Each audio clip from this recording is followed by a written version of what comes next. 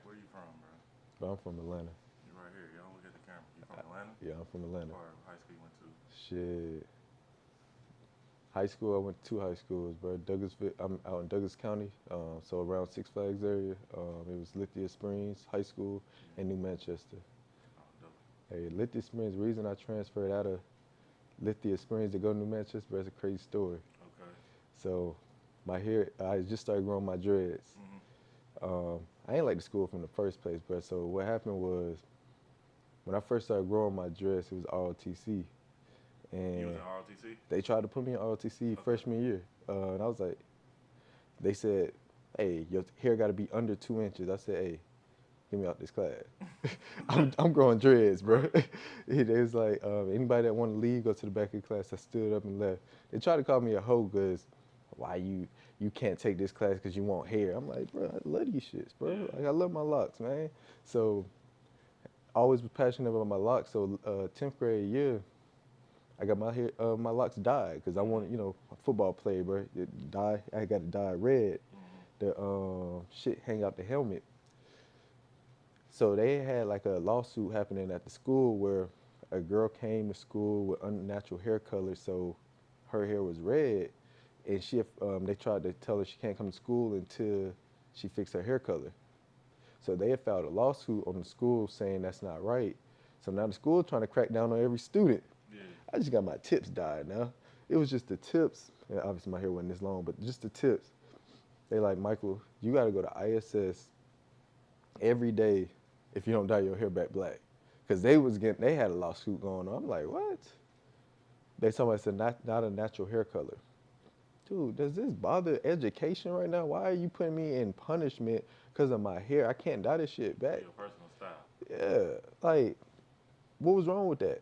And I'm like, so I gotta go to ISS now. Can't even go to attend my education because y'all getting threatened with a lawsuit, and you wanna, the investigators coming around checking all the students. Like, are you being? What about this person? What about this person? Now you cracking down on everybody because you in trouble, Yeah. and you taking me out of school. So I said, man, nah. I Your said mama so. took you out. So the next day, no, my mom didn't take me. I told my mom the situation. I said I'm leaving. Mm-hmm. I said, Mom, I'm going to New Manchester. I asked, bro. I tell her like, if she said she agreed because she listened to the story, she was like, yeah. So next day I went to school. It was like 10 some. I come in there. I'm going straight to the principal's office. They're like, oh yeah, Mike, we've been looking for you all day. I said, yeah, I want to resign. They said, what? No, stay. I said, no, I want to resign. I'm about to go to New Manchester because bro, this has nothing to do with education. What are we focusing on here? Right. Like, what is y'all purpose right What now? kind of student was you? Was you somebody who, you know what I'm saying, they obviously they want you to stay. I was one of them students that if I said something like that, it was just like, like I wasn't really like academically like I was only known because I was always in trouble. You Yeah. feel me? But some students like, oh no, you don't want them to leave. They an asset to the school. They bringing us notoriety. I wouldn't say I was that though at that time. Uh I huh. was a troublemaker, bro. So they still fuck with you because they probably saw your Yeah, potential. like I was always a So good student. we was Well, the same yeah, type I of was a kids. good student, smart student, best Mm-hmm. in like the football team. Like my coach was like, bro, you leaving because your hair? I'm like, yeah, I can't. I ain't like the structure. It's all about community, bro. It's what we build. Like, why are you stopping a young black brother's education because of the lawsuit that you're getting threatened with because of his hair color? Mm-hmm. So I don't like that structure. I'm always a good student. I always did well. I did my best. Now I always had a smart mouth. Some of the teachers pissed me off, Mm-hmm. and I spoke my mind. Like if everybody, I feel like when you talk about adults, I understand they say children learn your place, Mm-hmm. but some of the time when you talk to these adults, know your place. Mm-hmm. And it's like, don't come at me when you wrong. Yeah, I'm the kid, but still, I can tell you that you're wrong and challenge you on your beliefs. And that's the type of kid I was, and that's why I left that school. So I would Was it a never. predominantly white school, Nah, it was black school? Douglasville, bro. No, It's a you know lot I of don't know blacks nothing over about there. these schools. Oh yeah, shit, that's out there. Six Flags. Okay. It's like 55% black now out there. I love it. It's growing. A lot of people from Atlanta. If you can't make it out here, you can go out there. Mm-hmm. Not outside of that, nah, it's Black City. But that's what we talking about. Like our black people don't understand how you be hurting our black people. Yeah. It's like school, bro. Like I understand you getting hit with a lawsuit, but why would you even tell them that girl she can't come to school about Right. for her hair anyway? We At a see white that. school, they're not putting you out or putting you in ISS because of your style. And Your I personal would style. say a lot of those schools, like my homeboy Kashi, bro, love this man. We grew up two different lifestyles, bro. He when we first met in college, we both in the same class. He met me, bro. I'm sagging. I'm wearing baggy clothes because this is the community I came from. Dude in suits and ties and looking clean, but he went to a white collar. He went to a all predominantly white school, and with the and it's all type of predominantly white school. But this one he went to a preppy one, where that's how they dress. It was always clean. It was always certain look. So when he met me, me and him both two educated brothers, but we come from two different backgrounds. But we can still mingle, we can still have fun and accept that. And I changed a lot by seeing his lifestyle, but I ain't changed myself. Yeah. Like, damn, I don't need to Your say outward appearance, it's facts. not who you are. Yeah, and I wasn't smart. I'll be honest, I was always smart inside, Mm-hmm. but I was never, I would say, grade smart. Like, I had a 2.2 GPA when I decided to go to Georgia Tech. I was in the 10th grade, bro. And I was like, all I thought, bro, I'm trying to be a millionaire. How you gonna be a millionaire? Go play sports. So once I broke my hip, I was like, bro, my body isn't as powerful as my mind. My mind can go farther than my body. So I'm like, let me use something that can, You in 10th grade with these thoughts. hell yeah. But then I looked at the GPA 2.2. I'm like, Mm-hmm. how I'm gonna do it? But then that's what we doing now, bro. How we gonna do this shit? We just gonna figure it out, bro. Right. At 2.2, I figured out I want to go to the best school or the best, Georgia Tech. That's where I want to graduate from. That's not where I want to start it. I understood I probably couldn't start there with a 2.2 GPA, but I know what I can do is graduate from there. Mm-hmm. And what was crazy, I just went to Google and asked them, bro, how do I graduate from Georgia Tech? I discovered I want to do mechanical engineering. I figured out the whole program, how to transfer into them. Went to West Georgia, got the right GPA, transferred to Georgia Tech, graduated from Georgia Tech. Now it wasn't easy. It wasn't that simple. It was hard. Like So you went where first? West Georgia, Okay. and that's out in Carrollton, Georgia, bro. Got It's a school, um, bro. We gotta go there one day. It's a school, man. you. It's what? We gotta go there one day, bro. We gotta go there. It's lit? Yeah, it's lit, bro. Okay. And it's country, so it's not nothing to do out there but party. It's kind Yeah. of like Georgia Southern. Okay. Georgia Another Southern. school I know Oh. shit about. Hey, bro, I'm telling you, these Atlanta schools, Georgia Southern like a party school, West Georgia lit, and that's where I started because that's where I can get into. Like my GPA, I graduated like a 2.8 GPA. Damn, that's crazy. We got similar starts, bro. I Yeah. will tell you my story next. And bro, what they say the C students are the ones that truly achieve in this world. Mm-hmm. Because A students, they too focused on structure, getting a high grade. B students are striving too hard to compete with the A's. Right. C is just like, bro, this is all it take to goddamn No, get out right. this hole. I don't even want to butt in on your interview. But Go ahead. We let me done? ask you something else. Okay, go ahead. Yeah, I'm gonna ask you a lot of things. So, with your background and what you went through to high school and then switching to Georgia Tech, eventually graduating, how did that help your transition into being a professional in Atlanta? I would say, bro, what is a professional? A lot of people ask. And what I say a professional is, bro, it's not the way you look. It's the way you present your look. And what I mean by that is,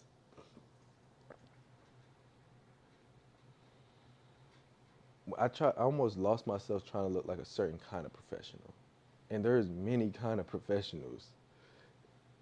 And right now, I am professional, clean, well spoken. Don't matter what I'm wearing, I'm still professional.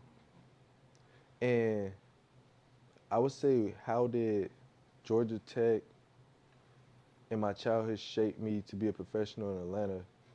Would say just being in the environment of a different kind of professional helped me merge the two. Because we have professionals in the black community and we have professionals in the white community. White communities move a certain way, black communities move another way. However, the goal is how can you understand how to move in a diverse pot of professionals. So what it taught me was being in all these different environments, going to Georgia Tech, it's a lot of foreigners there. There's whites too, going to coming from African American community, being around my people, and then going into the white community. I done been in a lot of communities and seen a lot of great people. So I know how to carry myself in all communities. I know how to adapt. I know how to adjust. I know what's accepted, what's not accepted. So how to become a true professional is really understanding how to be able to be comfortable in all communities. That's kind of how I look at it. All right. So what about? So now you're a business owner. Let's talk about BizInc. Tell me about BizInc in 30 seconds. Biz ain't, bruh. Let me ask you a more direct question. Okay. How does BizInc help the world? So what makes BizInc different and how does it help the world? Bro, I'll be honest. There's a lot of people out here that don't have the business savvy, the knowledge, the tools, and the resources. And what BizInc is doing is it's providing a bridge to those things. So you can come to our platform. Yes, today, right now, all we have is a platform that you can showcase your business. And we have a website that gives great information about the struggles that small business owners deal with. But over the coming years and what we're developing, what we're building, it's going to be a whole ecosystem of tools, resources, and knowledge that as a professional, if you want to learn how to start a business, start, promote, grow your business, we have something for you. If you need resources, we're so connected. We're creating all bridges to one hub. You will have any resources you need. And then the tools, we're a technology company, bro. So we're going to continue building different tools and resources for home and small-based business owners. Okay, very dope, very dope. So let's talk a little bit about your networking group and how you bridge the two businesses. Be real, bro. You came up to me, you said, bro, I'm starting a business. Well, I got a business, and I came to Atlanta, and I need some clients. And the only way you can truly get clients is building a relationship, it's creating a community. Like you said, most of your clients are people that you was just friends with, people you just knew, like, and they say, "Oh, Johnny, you got this service." I'm like, at first, I was already trying to create events. I don't know if you've seen a couple of events that I did last year. The turnouts wasn't that good. So I had the passion for that. And then I seen what you was doing and you said, "Hey man, I'm using this to help grow my business. Not only that, I'm creating a community." So I'm like, why wouldn't I be a part of that? So it's like, hey, I can use this platform to leverage to help my business and then help other businesses. And not only that, I can create a community of people that will follow you, listen to you. We got this podcast and people will be able to hear your voice. Like, why would I let that down? And how can we embed change? Like, you're a business owner. I help business owners. So I'm like, it's just a business strategic partnership. It's like, why wouldn't you find ways within your communities to create partnership, create alignment if we're trying to make any change? So BizInc, merging Buckhead Networking Group, it's just you got your community plus the resources, tools, and knowledge equals wealth. And that's all we're doing. I like that because you're starting to get to the point where we need, as a business owner, we need people to be able to pay for our services, right? Yeah. So we can't get to the top without everybody else because you need somebody who's going to be able to buy what you're selling. You need people to look towards you. You can't price yourself out of the market, especially when you're new to the market. You know what I mean? Being what you do, I'm going to cut all this off. I'm just warming you up. Okay. So when it comes to you and what you've seen the networking group do for other people, speak on that. Like, what is the benefit? What's the benefit? And we kind of spoke on this yesterday when we had a conversation with Rebecca. Mm-hmm. Rebecca inspires. To me, hearing my client Mia yesterday tell me about her experience just being within our family, she kind of just explained to me, like, when she went to an event, and when we talk about the feeling that Buckhead Networking gives to the community, it's not about how we think it gives a great feeling. It's what the people think. And when I was just listening to her and she was just explaining like Buckhead Networking Group, when I met Rebecca, she grabbed me, she encouraged me, she supported me. She told me, go talk to these people. Don't be shy. Promote yourself. Promote your business. And it's really having someone that's loving, supporting, and being there. And that's Rebecca Inspires. That's bringing that love in within the community to help make people. When they say who's a girl's girl, like Rebecca's a girl's girl. You know what I'm saying? And we have that to bridge. You know, that's you need the woman to nurture and care. That is the value of a woman. And then with the men, that's you, that's me, protecting and providing, finding ways to protect this community from any threats, provide for this. And we're trying to build wealth, um, resources for these people in any other ways that we can. So Buckhead Network Group is like just the root of what family is, and then obviously we have the children. That's the young youth that's coming behind us, that's gonna follow us, and how we gonna allow the women to nurture that generation. We're gonna be the leaders, the men that's running the organization. And now we got who's above us, and that's God, bro, and that's who we follow. Another question for you. Matter of fact, this is the last question. So, obviously, the Buckhead Networking Group caters towards transplant. What is it about? Tell me what it is from someone who is from Atlanta. You grew up here. You went to college here in the state. You you're bred here. How do you feel about all the transplants and how they're acclimating to the city, how that's changing the city, and how does Buckhead Networking Group come into play in that? But that's a deep rooted question. You wanna know why, bro? You know, you said that. This is the motherland, the black Mecca. And what we're seeing, bro, is we're seeing a migration. When you talk about back in the hundreds of years ago, the migration to the west. Or like after the slaves was free, they migrated north. Yes. That's crazy. I never thought about What that. we're seeing, bro, is a migration to Atlanta, Hmm.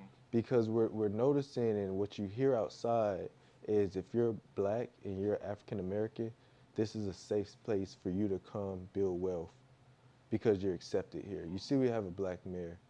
So when I think of the transplant, and now talking to Vince, and he was talking about it's a word that he came up, that